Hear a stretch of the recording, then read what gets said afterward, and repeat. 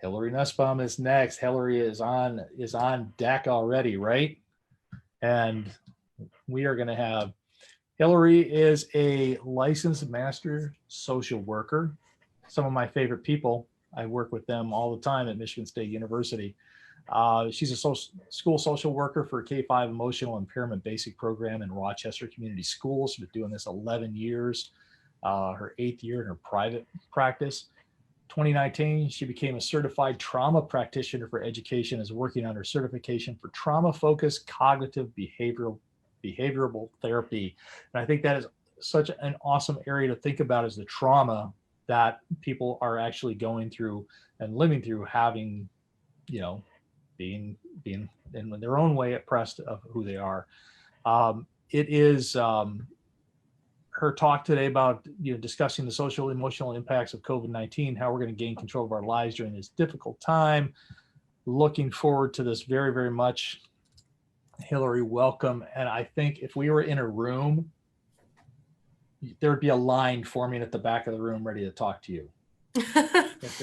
after everything we're going through. Well, I'm excited with all to of be the emotional impacts.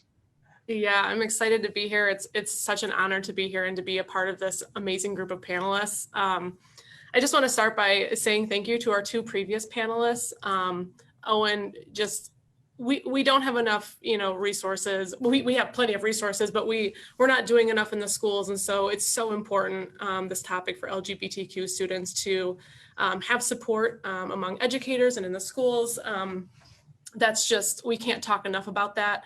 And of course, Dr. J. Marks. I've had the privilege of working under Dr. Marks and learning from him. And he's really encouraged me on my journey towards being an anti-racist educator.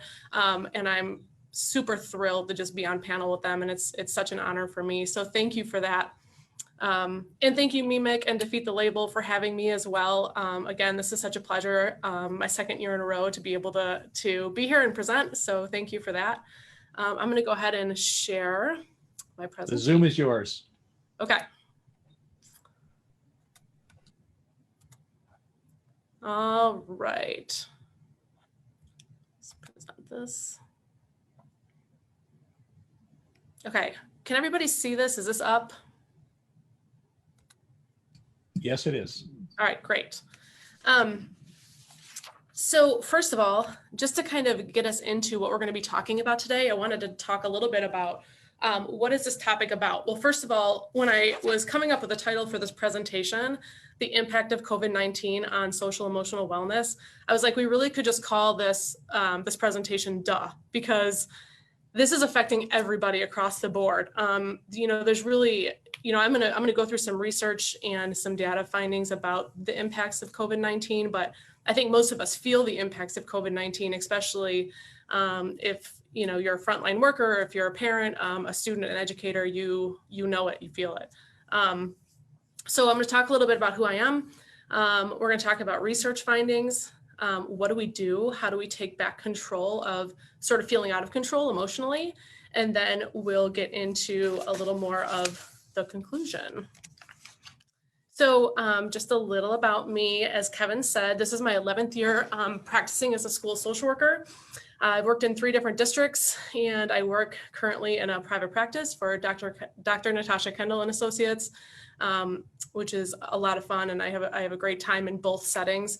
And also practice TFCBT, trauma-focused cognitive behavioral therapy, and working my way up to being certified, but I am able to practice that. So I really got into a lot of interest in trauma. I worked overseas. I was lucky enough to be able to get into an organization that worked on reconciliation efforts between Israeli and Palestinian children and adults. And I was able to go and work with some of these children, and I learned a lot about adverse childhood experiences and childhood trauma. And that's kind of what got me interested in trauma in the first place, and really sort of moving my path towards finding more out about trauma. And then, of course, I got into some of the work by Dr. Nadine Burke-Harris, as you know, who did a ton of work with adverse childhood experiences and is now the Surgeon General of California. So really excited to continue my journey and learning about trauma. And of course, with that comes talking a little bit more about COVID-19 and how that's affecting all of us.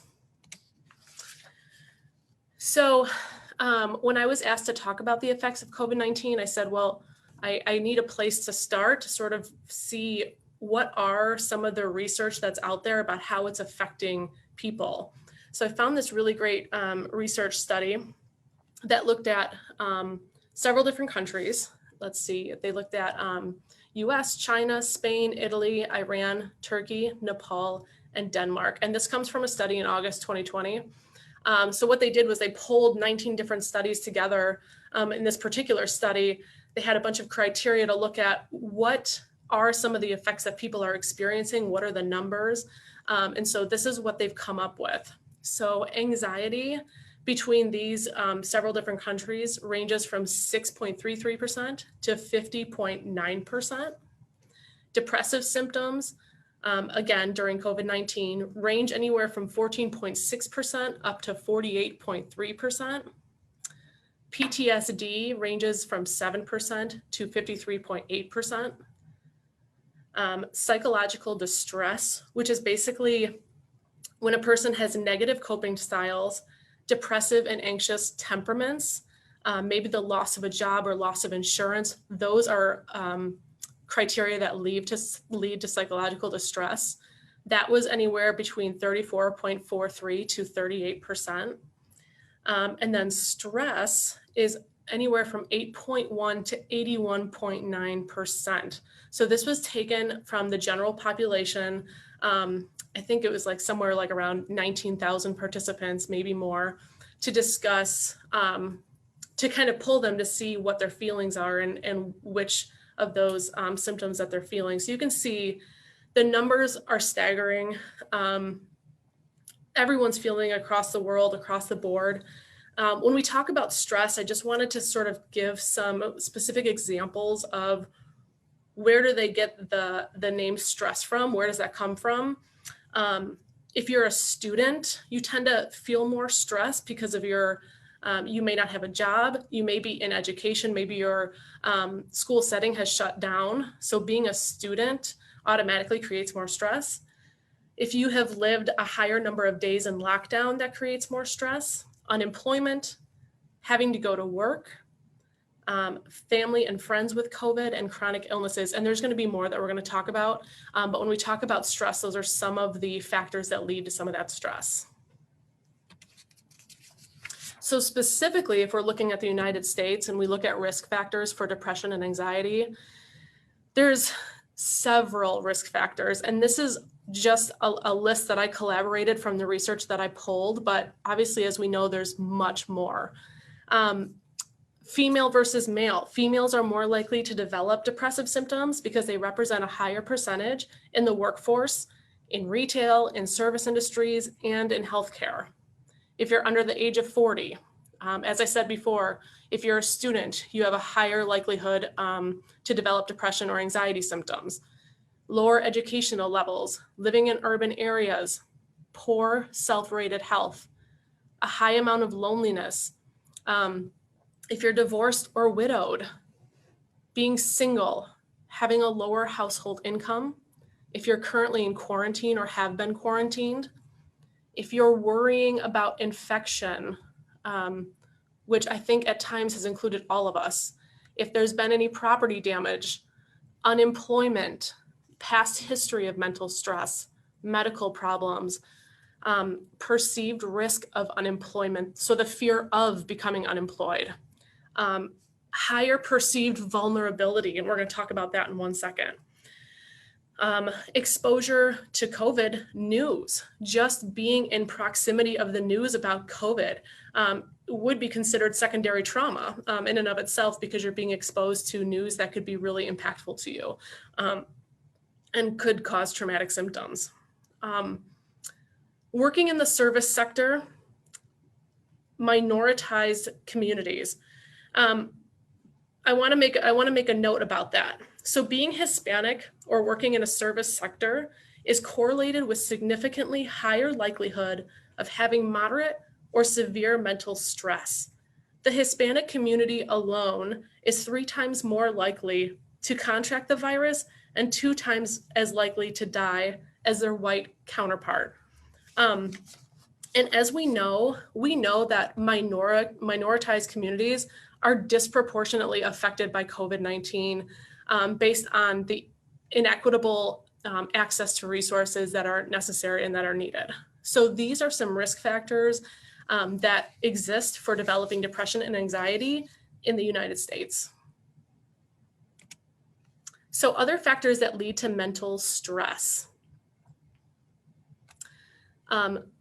You're going to see a lot of fear in this. And again, like when I think about trauma and the impact of COVID-19, I think of fear of things. So fear of the unknown, fear of illness, fear of death. Many, if not all of us, have had some sort of fear or stress about, am I going to contract the illness? Is someone I love going to contract the illness? Is someone I know or love going to die? These are fears that have been very real for all of us for the last 6-7 months. It has led to a loss of sleep, an overactive nervous system, so being stuck in that hyperarousal state. Other factors leading to mental stress, specifically when we're talking about kids and the impact on kids like students and educators, parent-led educational activities. So I found a statistic that says 65% of parents feel significant amounts of added pressure. Just being in an educational community myself, I know that parents are really feeling the stress of having to wear multiple hats. And we're going to talk about this more, but even though we're not talking about parents specifically, we do know that parent stress also impacts children, and children can sometimes feed off of the parent stress. And parents are feeling it, and that affects a child's education. It also affects the child's mental health. And one more factor leading to mental stress is childcare. I think a lot of people are really scrambling to figure out, what do we do with our kids? I know some of the teachers that I work with were really worried about, what do I do with my own kids if I come back here and my kids aren't, entering the building yet? There's a lot of stress around that. Financially, there may not be the funds now for childcare. So there's a lot of issues that come with that. So that's just some research on COVID-19 itself, on how it's impacted the US and the world at large. So I just want to take a moment to acknowledge this feeling that it looks like this man has, and say, this is, I think, how all of us are feeling right now.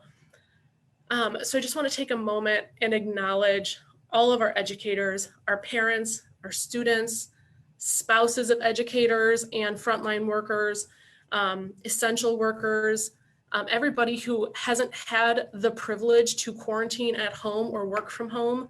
We just want to really honor you and everything that you're doing during this time, because for lack of better words, it's not easy and everything you do matters. So if you're feeling like this gentleman right now, you're not alone. We're all in this together, and we're feeling this.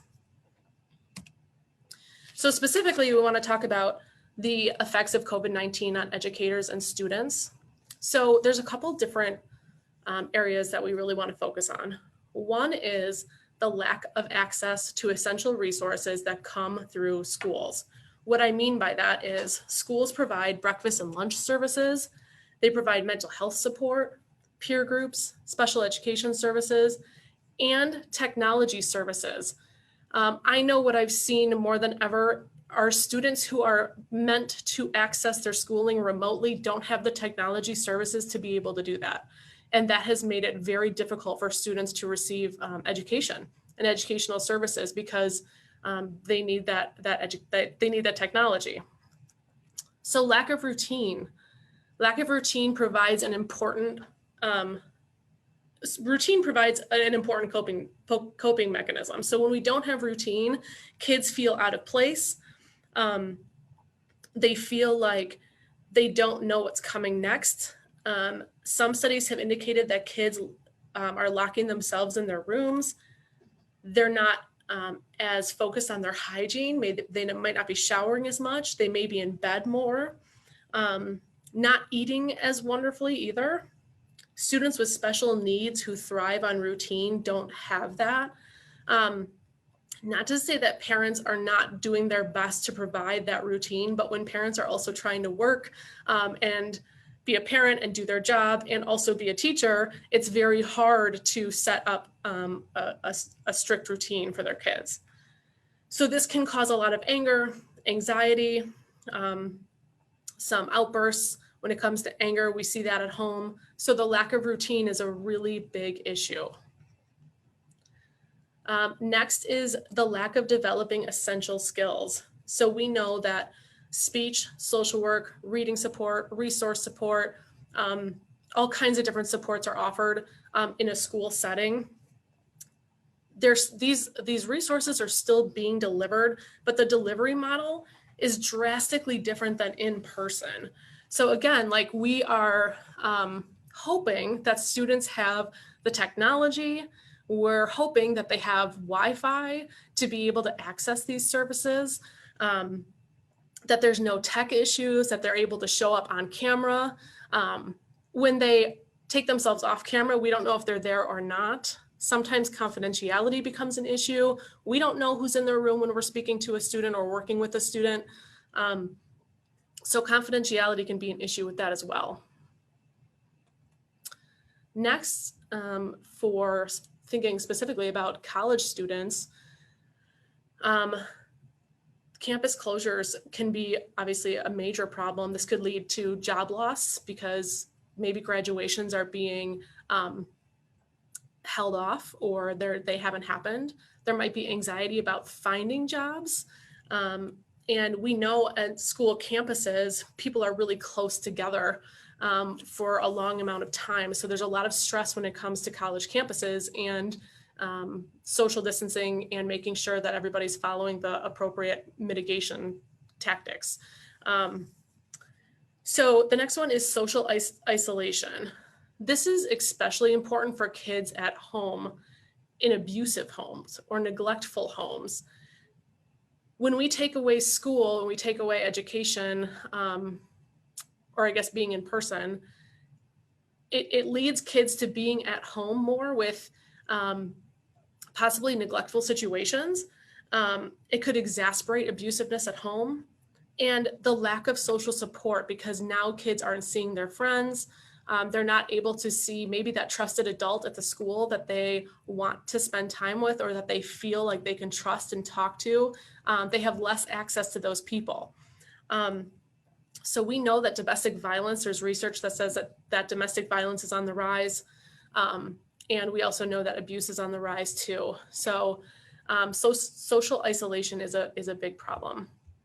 And last but not least, and I know there's many, many more, fatigue and exhaustion specifically for educators. As I said before, educators are wearing many hats as a parent, as a teacher, and as an educator. And I know a lot of teachers right now, if you're teaching hybrid, you might have to plan double because you're teaching kids remotely while you have kids in class. So you have to plan and prepare differently than what you had before.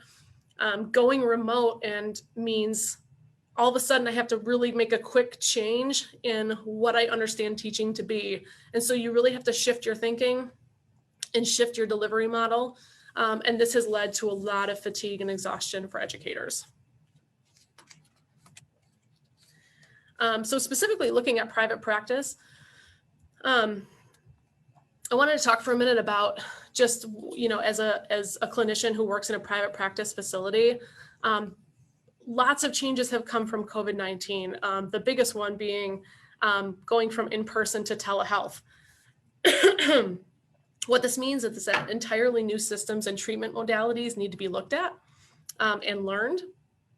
And servicing kids versus adults looks very different as well.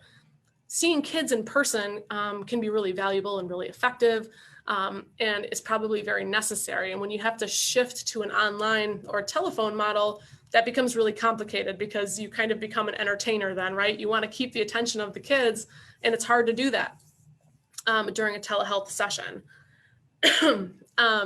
So obviously it takes away that face-to-face option. Confidentiality becomes really difficult for the therapist and the client.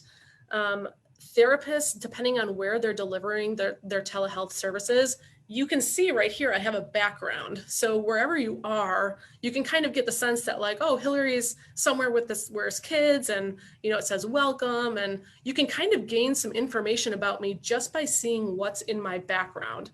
And the same goes for the kids. I can gain some information about my clients just based on the background from where I'm seeing them. So confidentiality can become really distorted, along with we don't know who's in the room. So parents, and this goes for like school services too, parents can often be in the room or helping out, which is great, but it does feed into that confidentiality.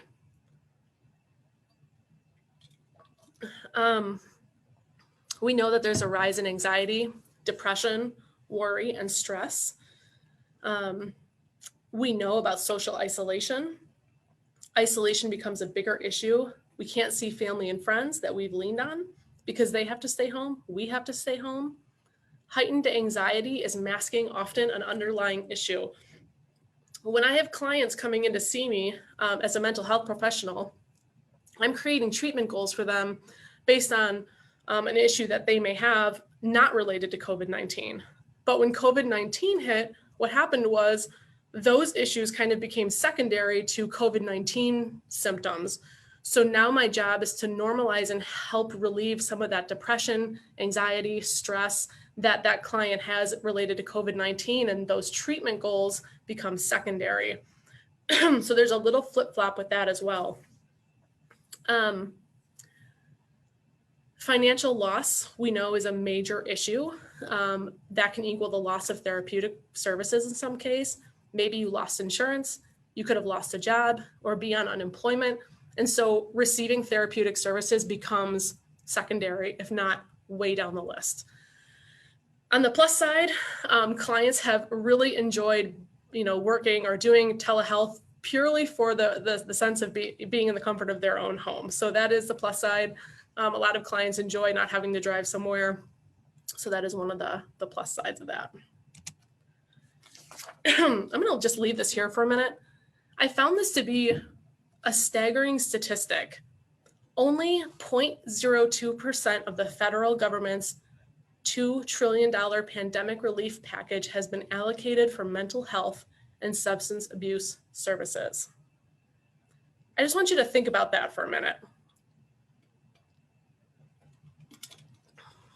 Sorry, I have a little scratch in my throat from talking so much. If you do the math, and I think I did the math right, 0.02% is $400 million, which seems like a lot, but that's only 0.02% of the $2 trillion going to mental health relief. So obviously we can see that there's an issue that needs to be addressed. And I wish I could talk about that, and I had all the time in the world to talk about where we could refund some money. But I do want to leave you with kind of thinking about where our money is going as far as relief efforts too. So now what? We know COVID-19 is a problem. Specifically, since we're talking about educators and students, we know it's a problem for those of us who work in a school setting and for students. So what should we do? There's 4 different areas I kind of want to focus on today. Movement, exercising regularly and not becoming stagnant, self-care. What is authentic self-care? That should be nurturing and intentional. Talk. So children and adults need an outlet and they need support. So we really underestimate the importance of sitting down and talking to our children, I think.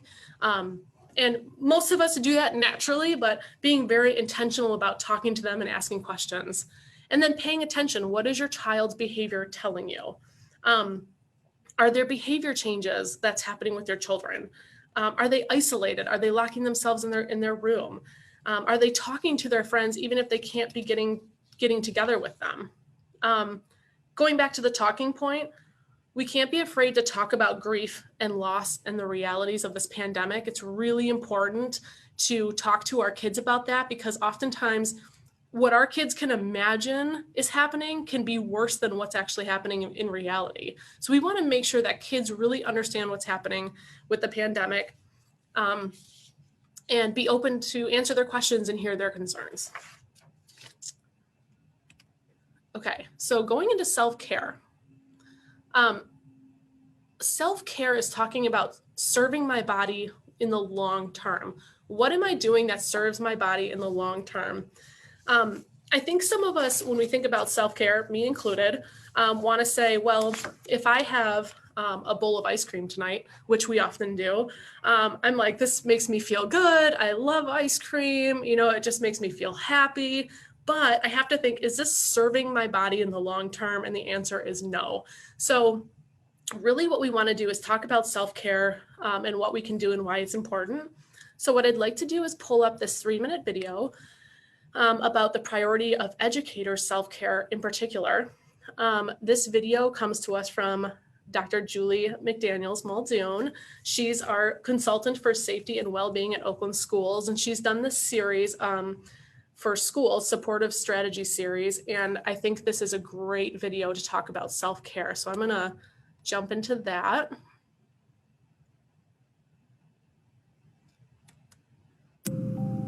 Hello, I'm Julie McDaniel Muldoon, Safety and Wellbeing Consultant at Oakland Schools. I created the Supportive Strategy series with 3-minute episodes I think might be helpful to you, especially during this extraordinary time. These short and sweet episodes are based on research and best practice. Episode 10 is the priority of educator self-care. Let's begin. Kata Weingarten has described the impact of stress on clergy, therapists, healthcare professionals, educators, and others in service fields as double jeopardy. Most educators go into the field as a calling to serve children and young people. Educators hear the details about and observe the trauma and tragedy of their students and colleagues. They become vulnerable to empathic stress responses, which easily seep from their professional into their personal lives. There are 2 empathic stress responses. Compassion fatigue or burnout occurs gradually over time and prevents the ability to work effectively. Job dissatisfaction and physical, emotional, and work-related difficulties grow. Secondary traumatic stress occurs at once as a result of vicarious exposure to a traumatic event. The symptoms are the same as post-traumatic stress. These empathic stress responses can happen at the same time. They are real, they are common, and most importantly, they are treatable. When we mismanage our stress reactions, we often turn to unhealthy ways of coping. Depression and despair make it more difficult to see healthy ways to manage our stress responses. This unhealthy coping perpetuates our despair, and it begins to affect our colleagues, causing a ripple effect. The dilemma of empathy is not the stress, but the mismanagement of the stress that becomes harmful to ourselves and to those around us. The International Self-Care Foundation has established 7 pillars of self-care based on the science of stress management. Pillar 1 is health literacy. Pillar 2 is mental well-being, self-awareness, and agency. Pillar 3 is physical activity. Pillar 4 is healthy eating. Pillar 5 is risk avoidance and mitigation. Pillar 6 is good hygiene. Pillar 7 is responsible and rational use of self-care products and services. We recommend an abundance of self-compassion and self-care work. Self-care is a process, not a destination. Be gentle and kind with yourself as you would with a good friend. All of this content is based on solid research and best practice. Please contact me for selected references, more resources, discussion questions, and suggested topics for future episodes. You can reach me at julie.mcdaniel@oakland.k12.mi.us. Okay, so I think what she has to say is very powerful and something that we can really all think about and relate to. And I would really highly suggest that you go and look at her other 9 sort of mini videos that have to do with supportive strategies for educators right now. She does a really exceptional job of giving us some tools that we can use for that.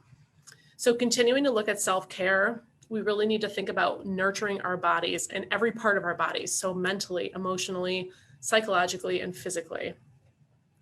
A lot of times when we think about self-care, this is a struggle for us because it means putting ourselves first. And sometimes we think that's selfish. and it's not selfish. So we really have to balance like self-sacrifice versus well-being. And right now the focus really needs to be well-being, especially with what we're seeing going on with COVID-19.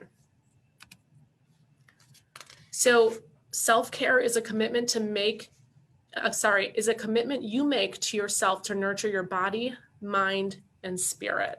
And this is from Erin Reed from Star Commonwealth. So here's some self-care tips. Number one, know your limits. Set boundaries for yourself. Know what you can handle and what you can't handle. There's a really interesting graphic that talks about your window of tolerance to know what causes too much stress and maybe what, where you can have opportunities to do more. So that's a really good illustration to look at if you have time, is looking at that window of tolerance. So setting boundaries, know your limits, getting the sleep you need, and knowing how to rest. So this also kind of means permission to not be helpful. So if I'm going to rest, I also have to give myself permission to not help. This might mean time away, doing something unproductive, alone time, or a break from responsibility. Eating healthy. As we heard, that's one of those 7 pillars from Dr. McDaniels, that eating healthy is very important. We need to be doing that to be nurturing our body physically. Decompressing throughout your day. This could be talking to a friend, going for a walk, mini breaks, etc. I know personally for me, I look forward to my drive back and forth from work. I have about a 25-30 minute drive to work, and I tend to listen to podcasts. And that's my time to sort of zone in and learn from other people. I really enjoy listening to podcasts. So that's what I tend to do. That's one way I can decompress throughout my day. I also like to listen to music in the car. I try not to be on the phone when I'm in my car, which I know might seem odd because a lot of people like to, but that's my time. That's my time to listen to music and decompress. Number 5, identify the things that bring you joy and incorporate them into your day. This doesn't have to be anything major. This could be something very simple as I'm going to take my dog for a 5-minute walk. That might bring you joy. It could be as simple as bird watching or watching the birds play in the bath. Anything that brings you joy, you want to find ways to incorporate that into your day. And then feeding your spiritual self. And what I mean by that is meditation, prayer, practicing gratitude. These are all ways that can really boost our mood and our energy levels. Okay, so specifically, let's look at movement. We know that there's a lot of research out there on movement and how powerful it is for our brain and for our bodies. So we're going to take a quick look at that. Movement brings increased energy.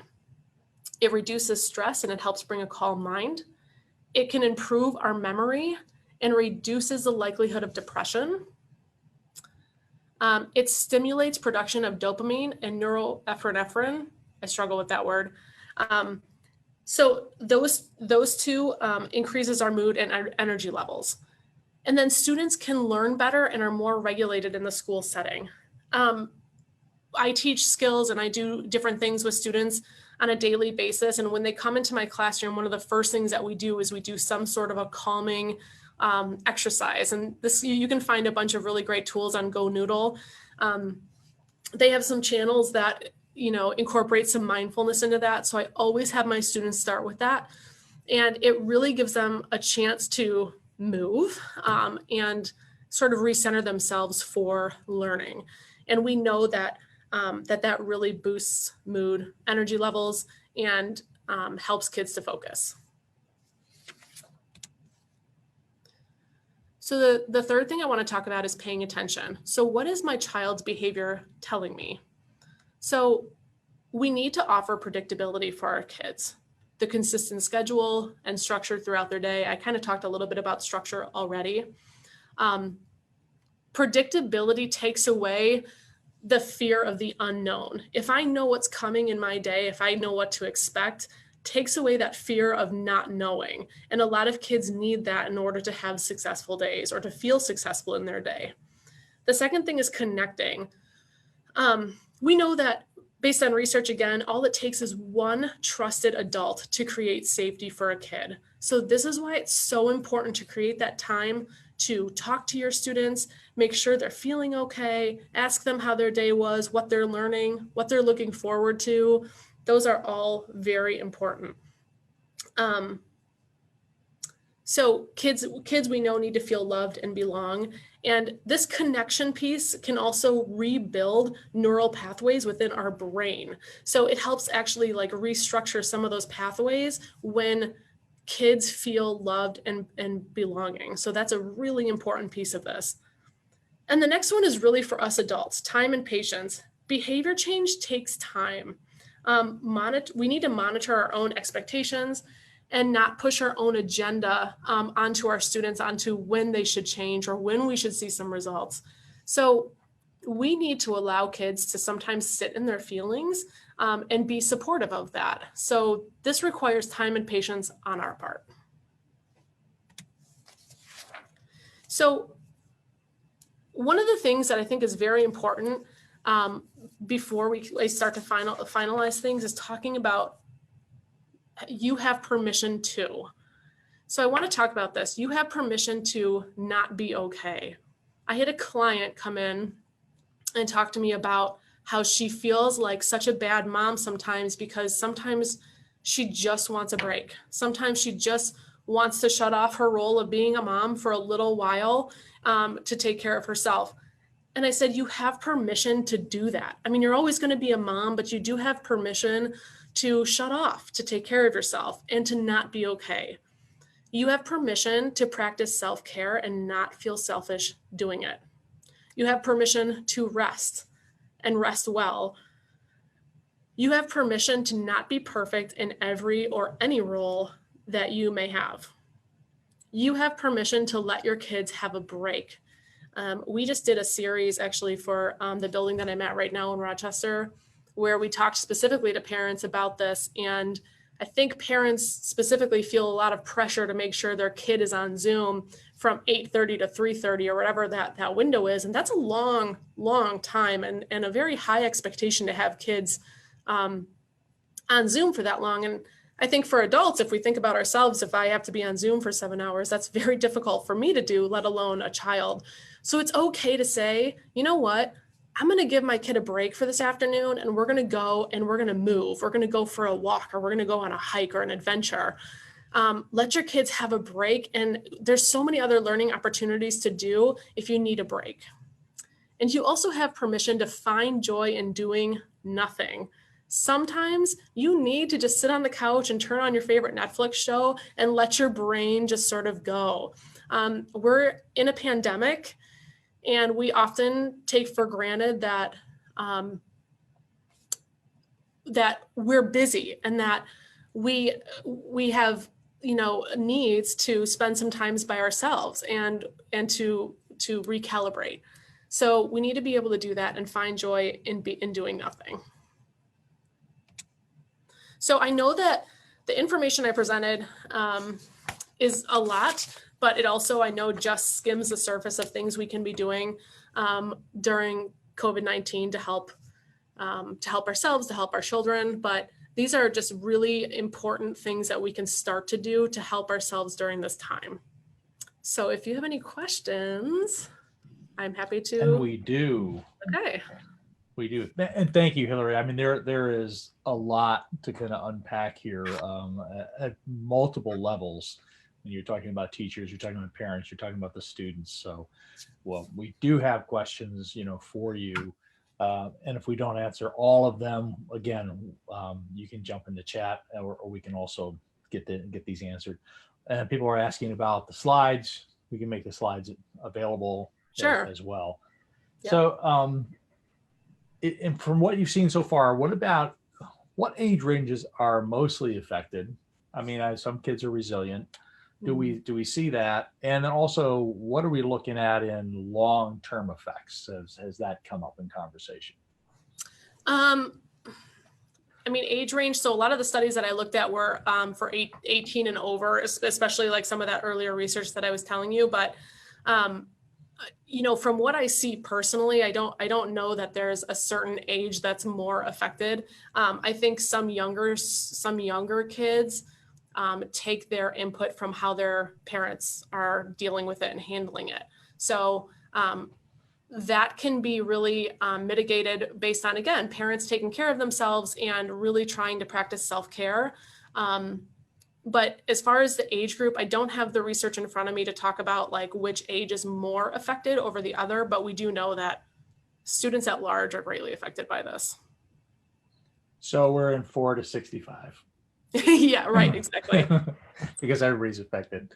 So, and what you just said about self-care and giving yourself time answers, I think there were 2 questions about, how do we do this when we're working 60 to 100 miles an hour on our own, and how do we talk with the parents about that as well? And I think that is just goes back to our 2 earlier conversations.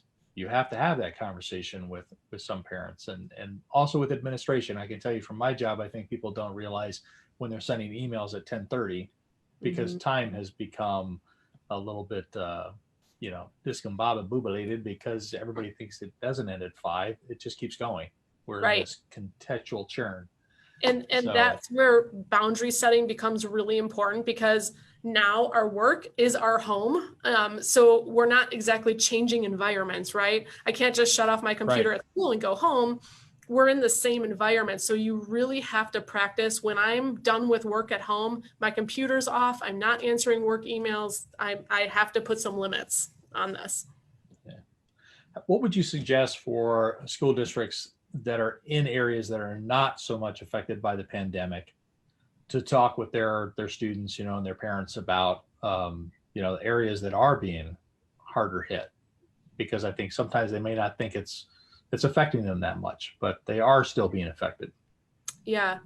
I think this goes back to what Dr. Marks is talking about, right? I mean, there are some districts in some areas we know that are disproportionately affected by COVID-19. And I think it really opens up the door to talk about why that is, to talk about equity when it comes to resources and getting what's needed.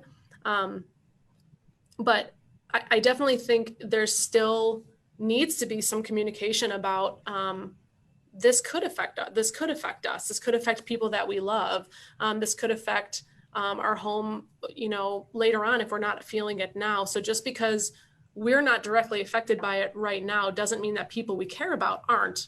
And it doesn't mean that we can't be listeners, right? So if we meet someone who's been affected by it, or if we, know about communities, we can listen, we can research, and we can gain some understanding about what those communities need, and we can try and support them the best way we can. And as a social worker, I'll tie a couple questions into kind of a 3-part because they kind of go together. So as a social worker, one, how do you reach out, to those students who are dealing with possible abuse, in their home? And also as a mandated reporter, how do you follow up with some of those if you can't see the student and look for those traditional cues? How do you kind of deal with that as a social worker, and also think about the services? I mean, you touched on it, that some of those students kind of miss out on. Yeah, the abuse and neglect question that you pose is tricky because you're right. Like if we're not seeing a student in person, some of those marks that we may see on their body makes it a lot more difficult to see if it's a physical abuse situation. I have had I can think of one student where there were reports that maybe there was an abusive situation going on, and I knew, over Zoom, it would be very difficult for me to verbalize and ask him questions when it came to that. So I did utilize the chat feature, not knowing exactly where, mom or dad is. But first I asked, is it safe? Can I use this chat feature to talk to you about something privately? I asked that student, to which he said yes. And I was able to ask some questions that wasn't verbally out loud. So that is an option. But again, it's not perfect. It is tricky. You really have to rely on, our teachers do a really amazing job of noticing behavior changes with their students. We also have surveys that we have go out to every student weekly that asks them about some of their mental well-being and how they're feeling each week and those types of things. So me as a social worker, I know my school psychologist, our learning consultant, we're helping teachers monitor those. So if we notice that a couple weeks in a row, these surveys are coming back and the student is saying, I don't have help at home, I don't know how to cope with a situation, we're reaching out to those kids to say, what can we do here? And again, it's tricky because especially for an elementary school, you know, we don't have the luxury of necessarily like having a student's phone number to reach out specifically to them. But so we do incorporate the parents quite a bit, but we do our best to really try to monitor what's going on at home the best we can from a remote setting. And then I forgot your next question. It was there's a lot. It's Okay. also it's about the resources, you know, and how can you assist students who are, you know, they're going without, as you mentioned. It's not just their friends, they might be going out without food, different things, and there's also that fear of, if I do go back, is this going to shut down, going to happen again? Yeah. Um, Yeah, there's a lot of fear of the unknown for sure. I would say a majority of schools that I know about still are passing out food, you know, even while the shutdown is occurring, and even churches and other services are doing that. So those things are still occurring, which is good. But that is part of sort of our questionnaire, is making sure that they're getting some of their needs met in that way. So. I think we're looking at time, staying on track of time. So what can we tell parents who are worried about academic deficiency, especially in places where their students may be losing their family members? That's just another added thing onto this whole thing for the students. Yeah. I mean, people might not like my answer when it comes to this, but what I'm going to say is there will be gaps. That is going to happen naturally with not being in person. So I think teachers, and they're doing just an immense amount of work and an extraordinary job meeting the needs of kids virtually. And I've just seen teachers step up in ways that I can't even imagine trying to be able to do. So there will be gaps, but kids are extremely resilient, and many kids we've seen catch up and make a lot of improvements coming back into the school setting, and with the necessary support. So some kids may need more support upon returning into school, and that's okay. And we want to provide them with those supports.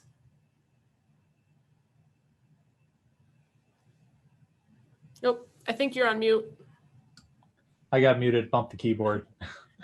So thank you, Hillary Nusbaum. You got to have one technical goof, you know, somewhere. It's just not it's not a Zoom without something like that. So thank you. There's a lot of information here. We will get the packet, you know, to the attendees. Thank you for all your questions. There's a lot more. We could keep going on and on with this, because that's our mission here.